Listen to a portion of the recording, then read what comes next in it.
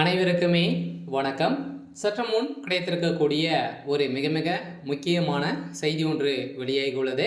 சற்று முன் ராசாவின் கதை முடிந்தது, பதவி பறிப்பு, 7 ஆண்டு சிறை தண்டனை, இது மாதிரி பார்த்தீங்கன்னா செய்திகள் வெளியே இருக்குது. இப்போ பார்த்தீங்கன்னா ஏற்கனவே 2G வழக்கில் சிக்கிய ராசாவும் கனிமொழி அவர்களும் பார்த்தீங்கன்னா ஏற்கனவே குற்றவாளியாக கைது செய்யப்பட்டிருந்த நிலையில் அவருக்கு பார்த்தீங்கன்னா விடுதலை செய்திருந்த நிலையில் மீண்டும் பார்த்தீங்கன்னா எதிராக சிபிஐ அவர் மீது அப்பீல் செய்திருக்கக்கூடிய நிலையில் வருகின்ற மார்ச் 18ஆம் தேதி பார்த்தீங்கன்னா இந்த 2G வழக்கு பார்த்தீங்கன்னா விசாரணைக்கு எடுத்துக்கொள்ளப்படும் அப்படின்ற மாதிரி நீதிமன்றம் பார்த்தீங்கன்னா சம்மன் அனுப்பியிருக்காங்க.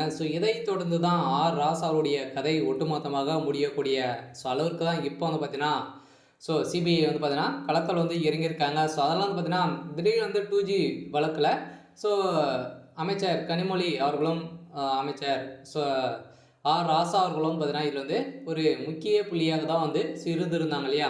இதில் பார்த்தீங்கன்னா ராசாவுடைய நண்பராக இருந்த சாதிக் பாஷா அவர்களும் பார்த்தீங்கன்னா இருந்த சம்பவத்திலலாம் பார்த்தீங்கன்னா சதுரடியாக இந்த வழக்கு நிறைய மர்மங்கள் இருக்குது அப்படின்ற மாதிரி தான் பார்த்தீங்கன்னா அவருடைய மனைவியே பார்த்தீங்கன்னா வழக்கு பகுதி செஞ்சிருந்த அடிப்படையில் பார்த்தீங்கன்னா இப்போ இந்த வழக்கின் அடிப்படையில் ராசா அவர்களுக்கு இதில் தொடர்பு இருக்குது. இவர் தான் பார்த்தீங்கன்னா ஆட்களை வைத்து அவர் மாடல் செஞ்சுருக்காரு அப்படின்ற மாதிரி தகவல் வெளியே இருக்கக்கூடிய நிலையில் தான் இப்போ ராசா அவர்கள் பார்த்தீங்கன்னா அதிரடியாக கைது செய்யப்படுவதாக ஒரு தகவல் வெளியே இருக்க மீண்டும் ராசாவுடைய வீடுகளிலும் அமைச்சர் கனிமொழியுடைய வீடுகளிலும் பார்த்தீங்கன்னா அதிரடியாக ரெய்டுகள் நடத்தப்படும் அப்படின்ற மாதிரியும் தகவல் வெளியே இருக்குது. இதை பற்றி இந்த வீடியோவில் பார்க்கலாம்.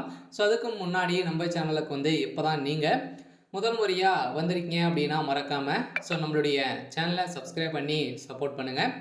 வாங்க வீடியோக்குள்ளே போகலாம்.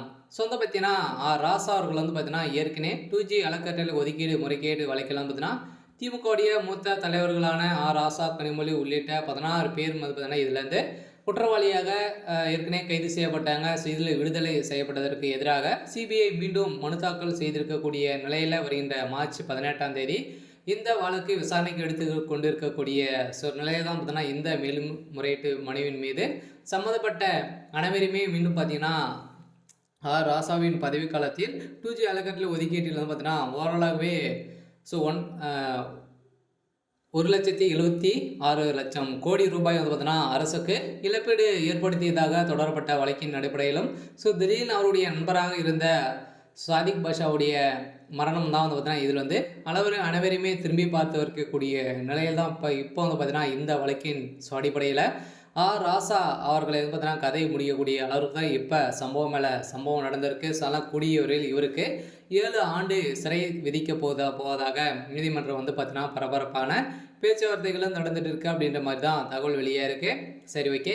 இன்னைக்கான அப்டேட் இதுதான். மறக்காமல் நம்மளுடைய சேனலை சப்ஸ்கிரைப் பண்ணி சப்போர்ட் பண்ணுங்கள். தேங்க்யூ.